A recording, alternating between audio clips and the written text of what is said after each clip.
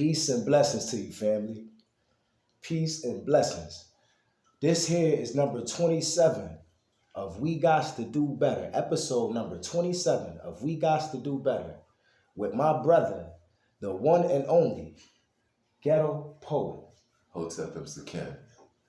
How you doing today, brother? How you feeling there, man? I'm blessed, brother. Peace? Peace and blessings to it. Always. Oh, man. First and foremost, man, I want to start off, man, before we even go into detail and mention topic and thing like that. Right. I wanna start off, man, saying that, man, it's truly an honor, man, to be sitting here with the brother, man. This brother is very, very very great. You know what I'm saying, in my eyes, man.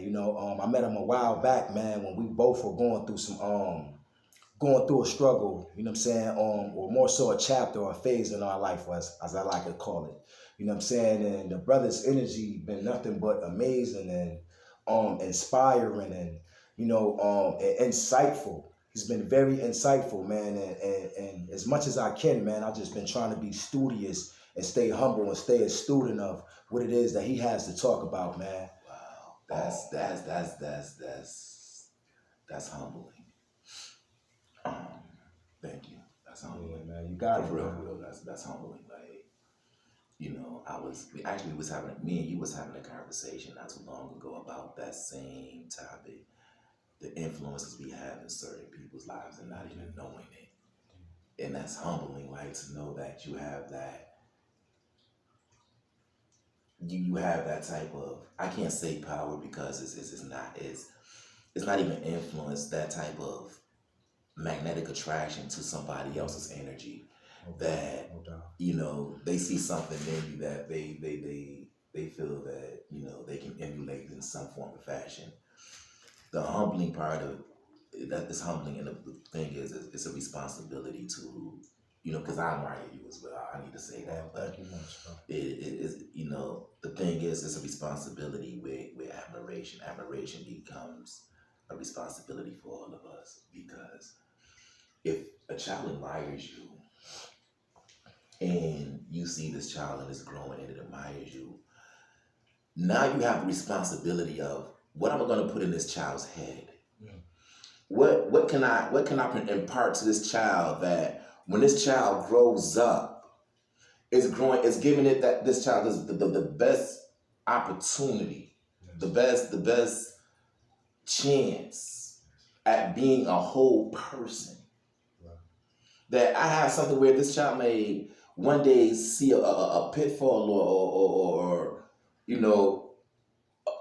a pitfall and say, you know what, I don't know what to do here. But because of your influence, that child might say, you know what, Jonelle taught me how to do this.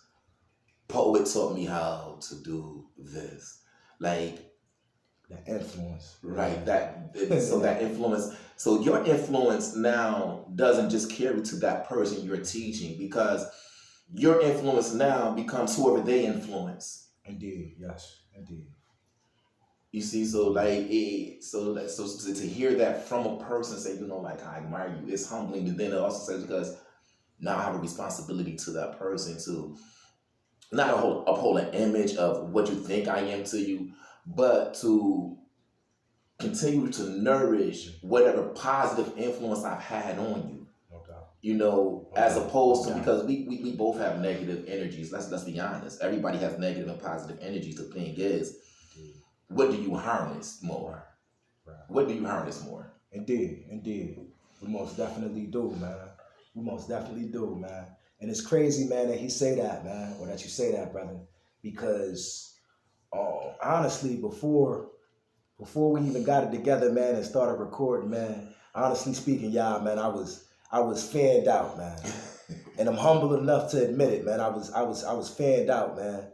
And in a beautiful way, man. I think it's real, man, when you can step back off of the forefront and from out of the forefront, or from out of, that leading role, whether it's mental or physical, and step back and take a step back, man, and humble yourself, and be willing to give somebody else props, and just humble yourself to a point, even a point of rather than being a talker. You learn how to become the student or the listener.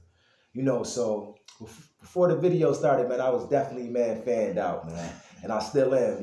Man, That's humble. it's a beautiful thing, man. And as the brother mentioned, with like the kids and things, his example with the kids and what they would take from us and stuff like that in regards of being an influence, because a lot of times we are influences on people and we don't even know that. And with that being said, it's important, man, that we be the best versions of ourselves that we can be. Nobody is perfect, but the same way that other people would judge your actions and you would allow other people to judge your actions, make sure that before you allow anybody to judge your actions, that you be your first judge. You know what I'm saying? Because can't nobody master you but you. You know what I'm saying? Can't nobody, and I love to say this also, people can stop loving you whenever, but you can never stop loving yourself. You know what I'm saying? So, everything basically starts with self. True. So accountability is big. Real But it adds on to our topic, man. So our topic of today actually is, whether stepfathers is underappreciated. Our stepfathers underappreciated, and I just wanted to, get a little feedback from my brother. You know what I'm saying? Paul, what you think? I'm gonna say this. I'm gonna start out because first of all, what do you call it? Okay, stepfather. A person. I can't even say stepfather because sometimes, like stepfather. Okay, actually speaking, a stepfather is a person who's married to your mother. But then you have people Correct. like you and I, Correct. who step into a gap. Yes. You know what I'm saying?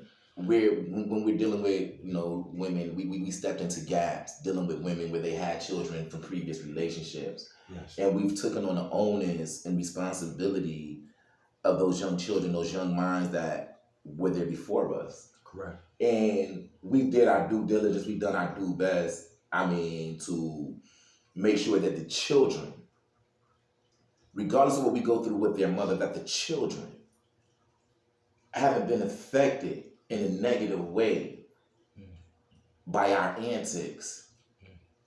That the children see as you said, the best part of us.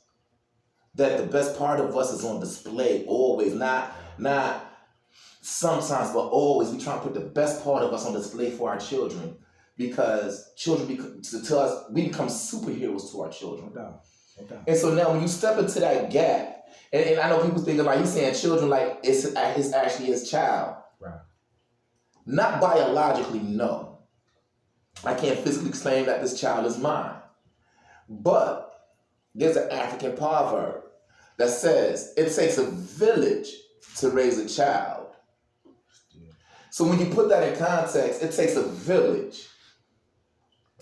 So when that mother had that child, yes, she didn't have that child alone. Right. The village had that child with her. She didn't raise that child alone. The village raised that child with her. I'm just gonna go back to my childhood real quick, if you don't mind. You did. No, go ahead. I come from a relatively big family, and coming up, like my father was in my life. My father died 4 days before my 12th birthday. Sorry to hear that. But it's all blessings because my father was I had that time with him. First of all, I got some semblance of the man I am from the time I had with him. Wow. You see what I'm saying? He left an indelible impression on my life forever. He was the type of father, from my memory, he was the type of father that I can mold myself to be.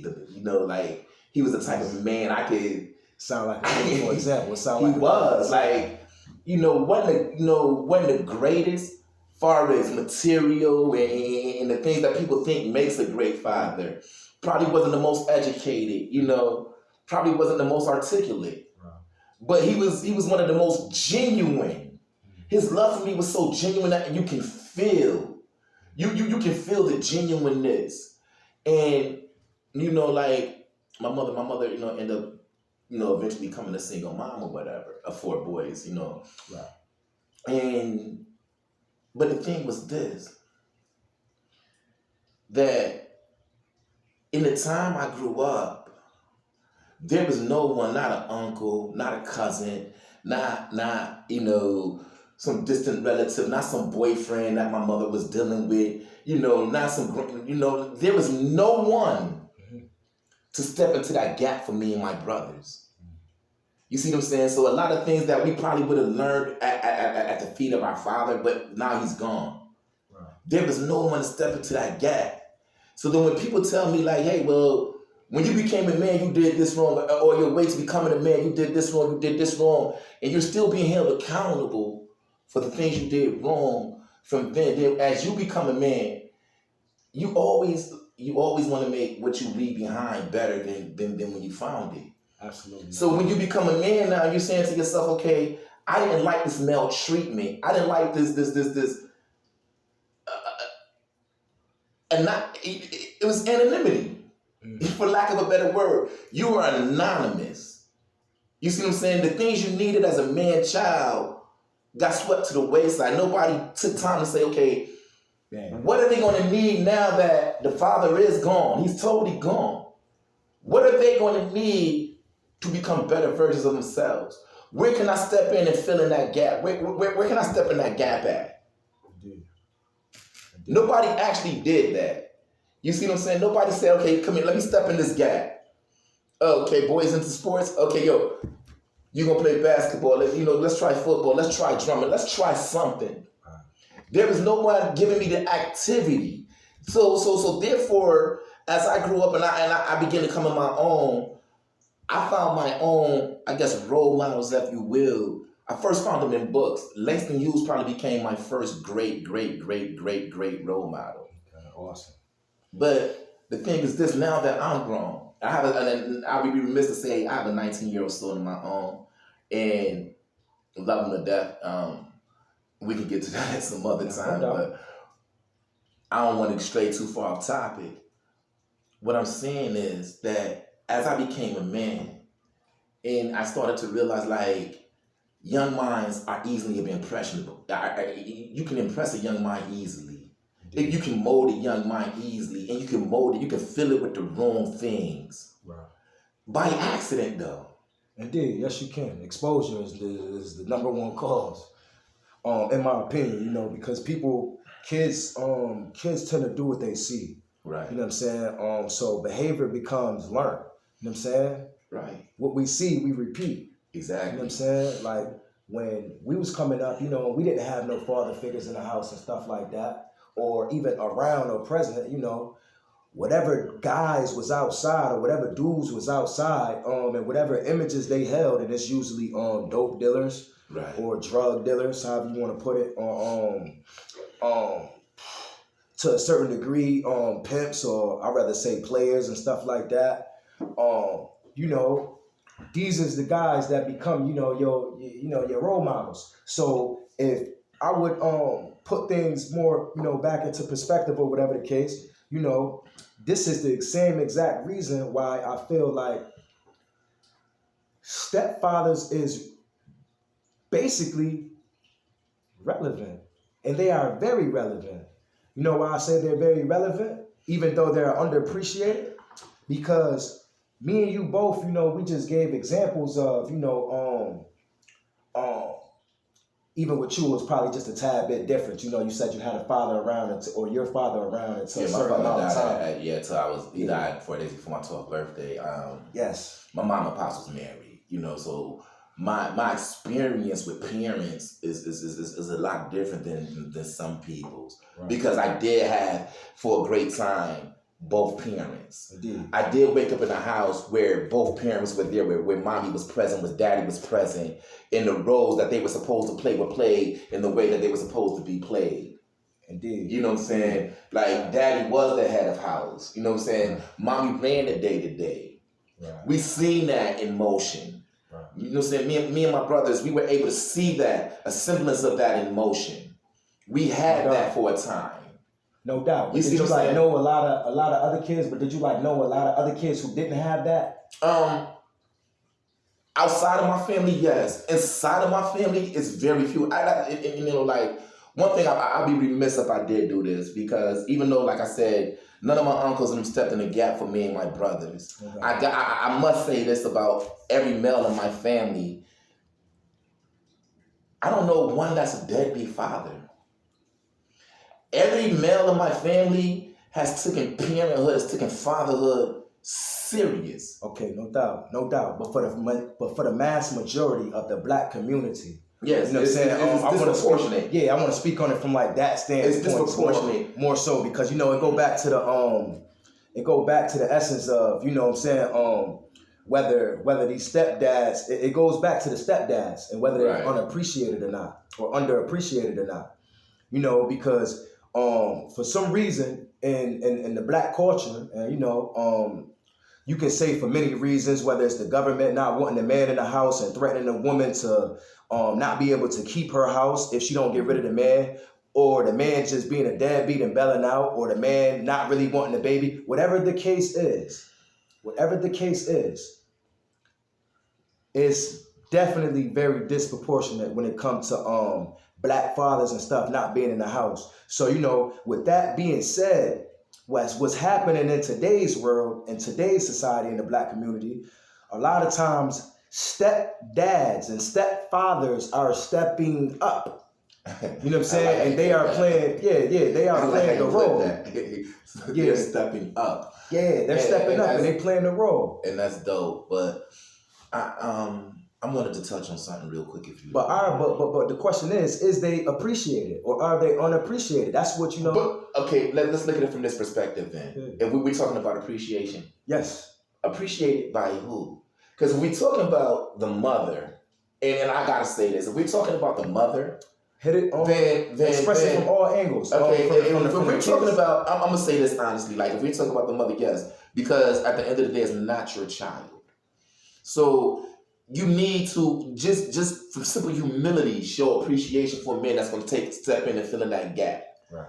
But if you're solely looking for appreciation from her, then what you're doing for that child isn't genuine. I agree. So if I'm sitting there looking for the mother to say, hey, you know what? Thank you for being in my son's life. Thank you for doing this. Thank you. I did it for the wrong reasons. Indeed. My reasoning to you is to shape a young mind. It's to make sure a young child has a better way to go than we did. To make sure that they don't fall into the same pitfalls and mistakes and traps that we did. Right. To make sure that the same mentality that messed our lives up don't mess theirs life up. To kind of show them how to cherry pick their friends. To give them a different perspective, to take them outside of their comfort zone, to take them outside of their norms. This is our purpose. Like whether it's physically, whether it's mentally, whether it's actually, whatever, you're taking them outside of what they know already.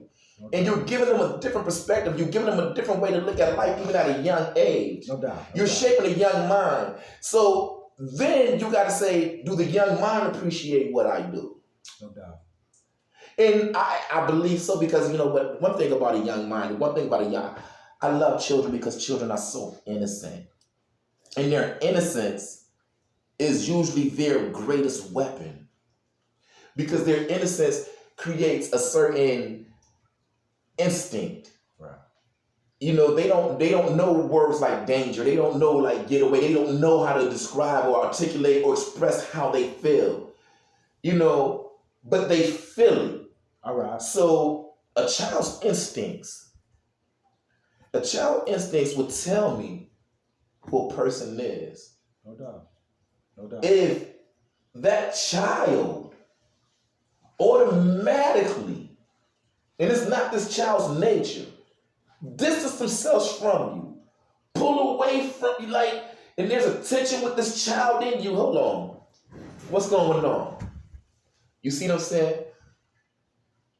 Their innocence it's like an alarm system because their instincts tell them when there's danger around. Your job now is to do what? Your job now is to show your child or show that child how to vocalize that danger, how to how to now recognize what that danger is and vocalize it. You see what I'm saying? Indeed. Our job is never to guide children. Our Yes. job is not to lead them. Yes, but Our more so, job- brother, not to cut your wisdom, not to cut your wisdom at all. But more so, what I'm really getting at is the mental state of mind of the woman when it comes to appreciation. Like for instance, I'm listening. when we talk about underappreciation, Mm-hmm. it's not to say that whatever's being done is not coming from the heart, because you're absolutely right. But that's not the focus, at least as far as my question goes. Okay. You know what I'm saying? My focus is more so is the black woman, and we talking about the black community, of course. Yes. Is the black woman so damaged that when a biological father leaves her, Mm-hmm. and we're gonna talk about the aspect of the child also, but is the black woman so damaged that when the biological father leaves her, you know what I'm saying, and don't want nothing to do with her or the child, Right. you know what I'm saying, don't want to pay no homage, or don't want to own up and take responsibilities and pay and provide for the child. Right. You know what I'm saying? When those situations and stuff like that happen, and a guy comes along, and cares for that woman, Right. or excuse me, cares for the child just as well as he As an loves and extension of cares that for the woman. woman. You know what I'm saying? Because he Right. loved that. Yes, As an indeed. extension of the woman. Yeah. When he that. does that, Mm-hmm. when he does that, why is it that it seems like the black woman, or a certain group of black women is so damaged that they not used to being receptive of the guy that's caring and coming in, who really means good and want to do good, and he has good intentions? Why is it that that guy is more so underappreciated as far as that guy can do everything that the biological father is supposed to do with no problems and no issues. You know what I'm saying? And the child, of course, appreciates it, and the children, they're gonna show you that. I'm gonna say this. This is what I know from personal experience. Women love and hate you, especially a mother, where you attach yourself to her child. She loves and hates you for it, unconsciously, because the hate comes from, I wish that you were their father. You see what I'm saying? Yes. I wish. But Hold on, black man. I don't mean no part. Let me just get this thought out real Go quick. ahead, you go. I wish that you were their father. Now maybe I wish that they was your biologically, or I wish you was a different nigga, different person biologically, a different man biologically, because physically, because like you are everything I want in context. You are everything I want in theory. You are everything that you check on my list off. The difference is you don't have the face I really want to love. You don't have the arms I really want to be in. Because the love that I had for these children that I created with this man over here, the love that was there with us, that's what created my children. That's what my love for you saying, like, and he's not here to share this. Like, we created these beautiful beings together, and the person I created these with ain't nowhere in the picture, and then here you come along, and all the things I wanted him to be, you are. In that situation, I think you shouldn't even, if you're not over that hurt, and I've been guilty of it too, but as we get older, we should be getting better and doing better. How? Let go of that. When black women keep putting themselves in them same situations? That's what I'm saying. It's a vicious cycle, because here's the thing. Okay, a sister can come to you, right? And, let's just say she has 2 children, 3 children, whatever. I've been in, yes. Okay, and but before she came to you, she was 2 relationships before, abused. Right. Relationship before that, cheated on and abused. Relationship before you say the relationship before you stolen from, cheated on, abused, disrespected, made it feel this big. Yes. You see what I'm saying? Yes. So now here you come along and you're doing something different.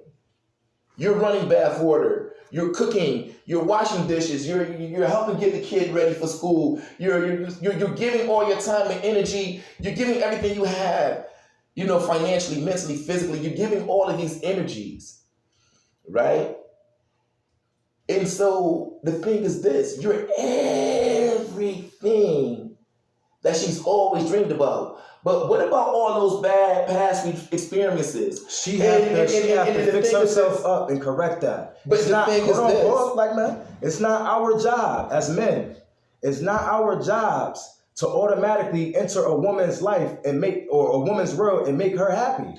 That's, hold on. That's what people go wrong at. You know what I'm saying? A lot of times people naturally, and they don't want to admit it, they naturally wake up miserable. They naturally wake up unhappy.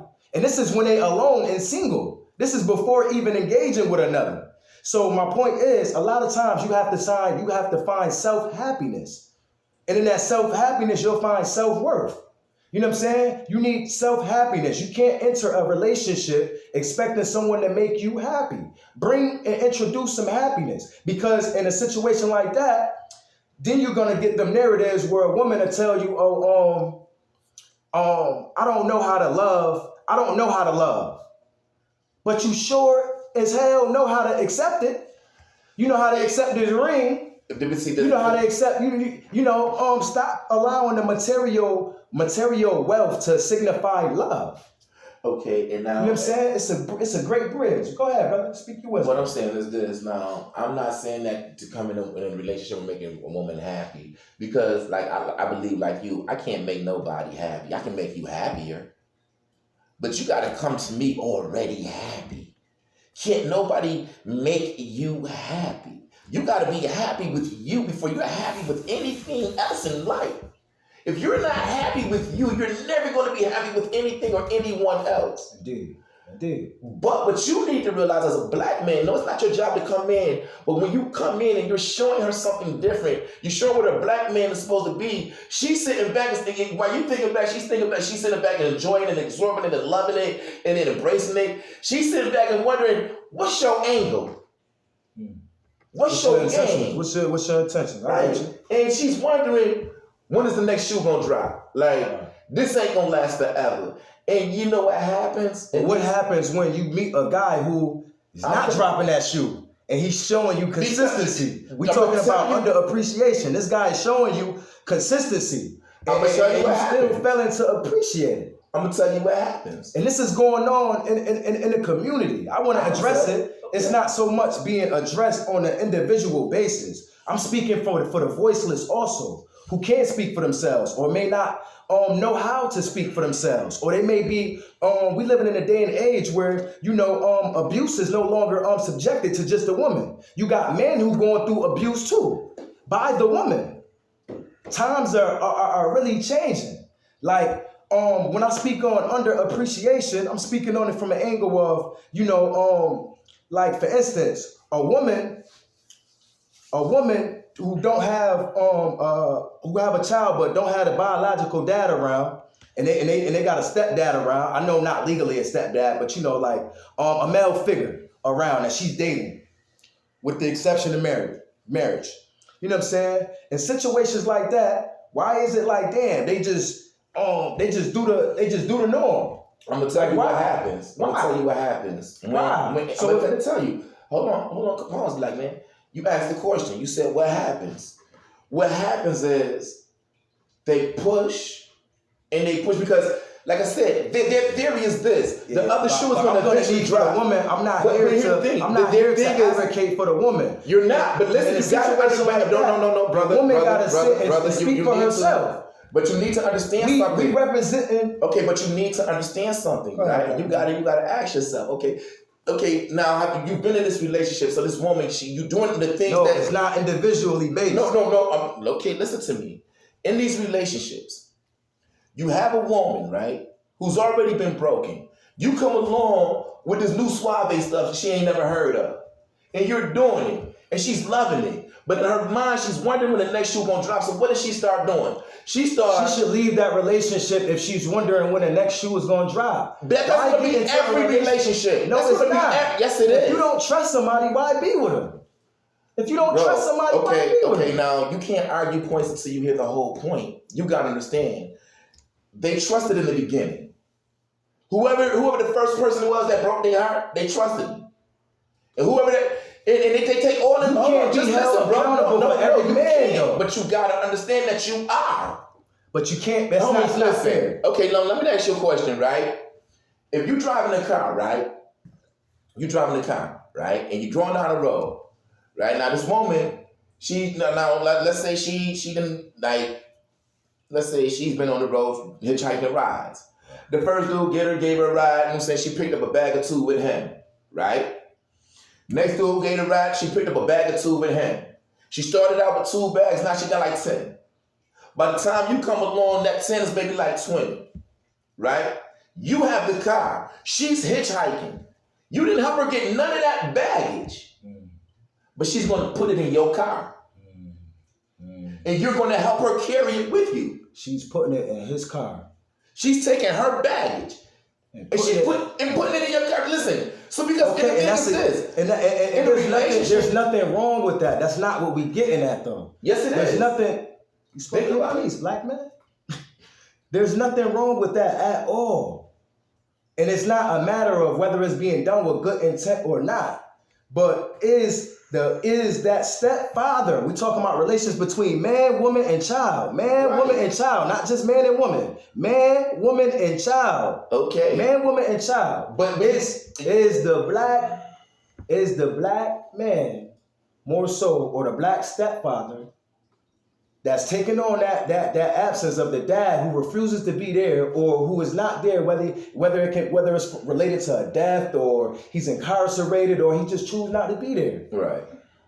Is that black man or that stepfather, is he underappreciated or not? And when I speak of it, I speak on it because I speak on it. Hold on, let me speak my piece also. I speak on it like that because I know how it feels to be in a situation to where, and it seemed like a lot of dudes go through it often. I know how it feels to be in a situation, and this is what I was getting to before, but I know how it feels to be in a situation to where a father can be absent for however long, but a mother can't go without being absent. Let's remember that. She can never take no days off. But a father can go absent for however long he want to go absent. Meanwhile, stepdaddy is there doing the work of we just gonna say of daddy, or being just a male role model. Okay. A woman, why is it that a woman is more prone to embrace the dad who comes back out of nowhere? Say he come and give a gift to the kids. He ain't been there for 3-4 years, or 2 years, or a year, 6 months, whatever. During that time and space that, you know what I'm saying, the stepfather have been there. Why is it that a woman is more prone to acknowledging that?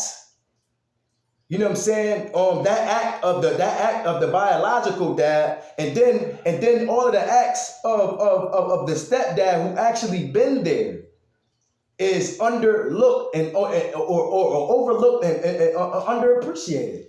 Why is that? It's because the black woman is being taken from, and she's being made to feel so low. She's been made to feel so low that when you do give her a little bit of anything, it make her feel like, okay, it's a sign of relief. No. And it's sad. Nah, it's just from my perspective. Okay. Not forcing my ideologies on nobody, just from my perspective. Go ahead, brother. Like I was saying before, when you a good dude, and see, like, maybe I didn't word it right, and that, you know, that's my fault, and I apologize. But when you're a good dude, and we're gonna say it like this, when you're a good man, right? And you have this broken woman. She's coming to you broken. And this is what I'm trying to get you to understand. She's already coming to you broken, right? I don't. It's not my perspective. Respectfully, I don't want no woman that's broken. I'm already trying to piece me respectfully. Now, if we speaking in general, it's different. But respectfully, I don't. no offense, I don't want no woman that's broken Well, because I'm already trying to get me together. And I don't have time and space no more in my life to be wasting for somebody that's broken. Unless you're willing to get yourself together. I'm gonna say that. But I hear you, black man. When you say you have no space for a broken woman, and I'm gonna tell you honestly, and a lot of people might disagree with me, and that's their that's their choice. But when you're saying you don't want a broken woman, and you're talking to black women, you're talking to sisters from America, that you don't want, especially from our neighborhoods, you're telling them you don't want a broken woman. Homie, your pickers become so slim. Because most of our sisters are broken, like most of our brothers are broken, like our whole we are broken, homie. We are exactly. We are a broken nation. We are broken people. So when you say I don't want something broken, bro, we are broken. No, we parts and pieces. Yes, we are. But you got some people who want to stay broken, and you got some people who want to fix it. Okay, I want to fix it, and I don't have time to waste on someone who don't want to fix themselves. So say it like that. Don't say you don't want a broken woman. No. It's specified. I said I don't want no broken woman unless she's willing to fix herself. Okay. It's specified. Because I'm gonna say it honestly, they broken, bro. They broken. We all all broken. Right. So now let's understand something. So now what is our responsibility? Even with your broken self, right? Your job is to find the wholeness part of you. At least from my viewpoint. My job is to find the wholeness. I'm gonna put it on the I. I ain't gonna put it on nobody else. I'm gonna put it on the I. My job is to find the wholeness part of me. The part that is most sincere to me, that's most true to me. The wholeness part of me. And keep that intact. And I'm gonna share my life with a woman and I know she's already broken. Right. I know some work gotta be done. Right. I can't expect, I really can't expect to be in a relationship where there's no work being done. If I could just have a beautiful relationship, if I could just go into a relationship and everything is beautiful and it just work itself out, right, I sell a formula. But this is my thing. And I respect your view. I never expect, it's good to have different viewpoints and different perspectives. I love it. It's amazing. And I don't expect everybody to agree with everything that I said. I understand that. And I understand that everybody's not. But this is my thing. And, I don't want to stray off the topic too far or nothing like that. But this is my thing. I'm not really interested or concerned with women who don't care to be fixed up. I agree. Hold on though. Let me express my piece. I said I agree. Because after a while, it's like I'm not a person to make excuses. Like after a while, like you can't become a certain age like every year and every year and every year and every year after that, and you still got the same narrative. Like it comes a point to where it's like, damn, when are you gonna get it together? I've watched so many women, and it's sad. Because I see so many women today, they got great potential and they got much potential, but they're so stuck in their past and they lovers from the past that they're afraid to see what the future holds for them. Right. You know what I'm saying? So you holding on to something that's not even a diamond that you can brush off no more. It's gone. It's something that done became meaningless. It was once love, but it's a thin line between love and hate. You know what I'm saying? When that love is not authentic and it's not genuine enough and right, it's not real enough and it's not, right, you know what I'm saying? It ain't pure enough. It can't stand no storm. It can't stand no rain. So, you know what I'm saying? So it comes a time where you got to be like, okay, I don't have no more time to donate or no more time to waste. If you're not going to get your stuff together and you're not willing to get your stuff together, I have to move on and I have to move forward and I got to do what's best for me. Because that there is the definition, the true definition of self-esteem, self-worth, self-value, self-respect. You know what I'm saying? And those things are needed. And that's why a lot of relationships don't work. People don't have these self-worths and self-values. I agree to a point because most relationships don't work because people don't put in the work to make them work. Let's say it was real. But what if you put in work that's okay, when it's one-sided, when it's one-sided, then like you're reaching your end. Because it's one-sided, it's too lopsided. And when it becomes that lopsided, you gotta then love yourself enough to say, I tried my best. I gave you all I could give you. I can't give you no more. But by the time it's over, I hope I've imparted something to you that you can carry that's positive, that's beneficial to your next relationship, where maybe you give yourself the opportunity with the next person that you didn't give yourself with me. Maybe you give your child the opportunity with the next person that you didn't give your child with me. You see what I'm saying? Maybe I'm part of something to you that's going to push you to that next forward where you're going to give yourself that true opportunity in your next relationship. So then, therefore, you become appreciated, I guess, in hindsight or in reflection. But right now, as I stand, no, you can't expect a broken woman to appreciate you. Right. You can't expect her to appreciate the things you do. You can't expect her to appreciate your sacrifices. Yes, but how long do a broken woman have the right and get the right to continue pushing that narrative of being broken before she honestly take accountability and come to grips of looking in that mirror enough to fix it? Okay, now again, as a black man, it's your job to be a protector and a provider.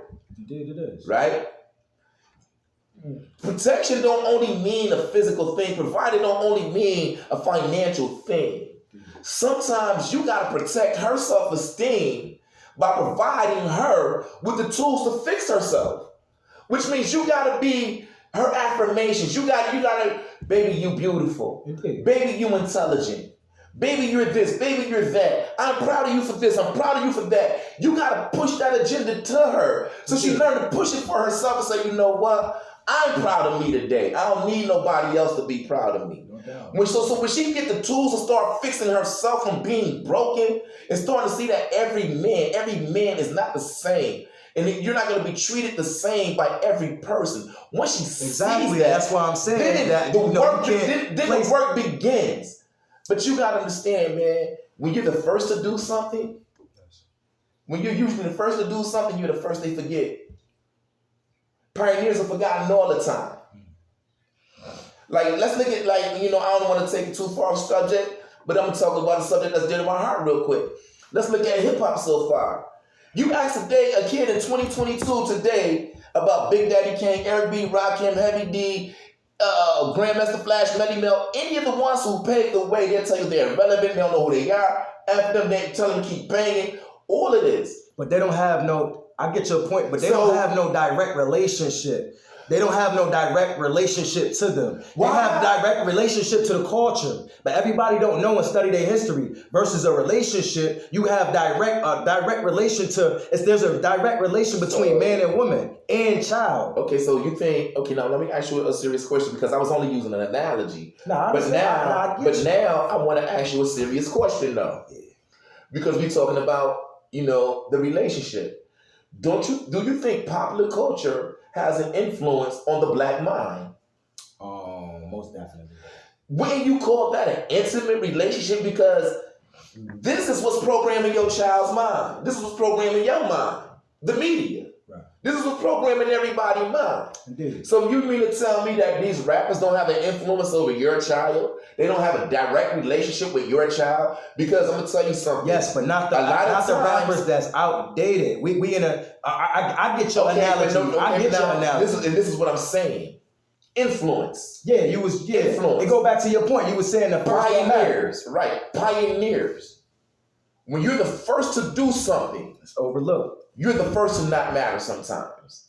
You got to take that on. You got to own that. You got to understand that. So what happens when you become the third, fourth, and fifth? Is the excuse still relevant? If you become the third, fourth, or fifth person in the row to try and fix a broken woman, to truly try and give that effort to fix a broken woman, then she's broken beyond repair. And then everybody just, I hate to say it, but you can't fix everybody. You can't fix everything. Everybody can't be fixed. Some people like being broken.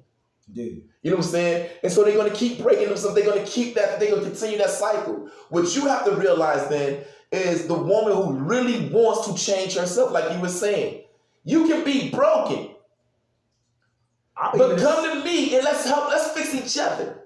At least come to me and let's fix each other, because at the end of the day, you can't fix her without her fixing you. Right. Because homie, you broken too. Like, again, But I would take that back to accountability. I don't want to, respectfully, and I hope I didn't cut your wisdom or making your point, brother. Keep going. You know what I'm saying? Like, respectfully, I wouldn't want a woman to think that, you know what I'm saying, she literally needs to fix me up. You know what I'm saying? And, you know, now spiritually, of course, you know, I want that woman to be there for me and to keep me prayed up and keep the household and stuff prayed up and play her role as a woman. You know what I'm saying? But at the end of the day, I don't literally expect her to fix up my broken pieces, because I don't really believe in two entities. And it don't mean that it's not possible. It's just my personal belief. I'm keeping it on the eye. Okay. You know, I don't really believe in two entities coming together, two broken entities coming together, trying to unite and turn it into a positive and make it work, unless both entities both have the desire to do so. You know what I'm saying? Versus just one. Now you got two negatives. One negative want to do better, and the other negative just don't care. And it's like, damn, after a while, it's just gonna keep breaking and it's gonna take and drain and suck out all of the efforts and enthusiastic from the other negative person who do have ambition. It's draining. And this is the same reason why women don't want to put in full effort, because they feel like, damn, I've been effed over so many times. So they don't even want to put in full efforts. You know what I'm saying? But there come a time where you got to get out of your past in order to grow. But sometimes you got to go back into your past to be able to evaluate yourself enough to know what it is that you need to change and fix. Indeed. And see, this is where, again, we get back to, like I said, because in my next relationship, I want a woman, I don't care how broken she may be, if she's willing to put that work in. Indeed. To not just fix herself, because I'm broken too. Let's be honest about being broken. And when men, because I used to say that too, I don't want a woman to fix me. You can't fix me.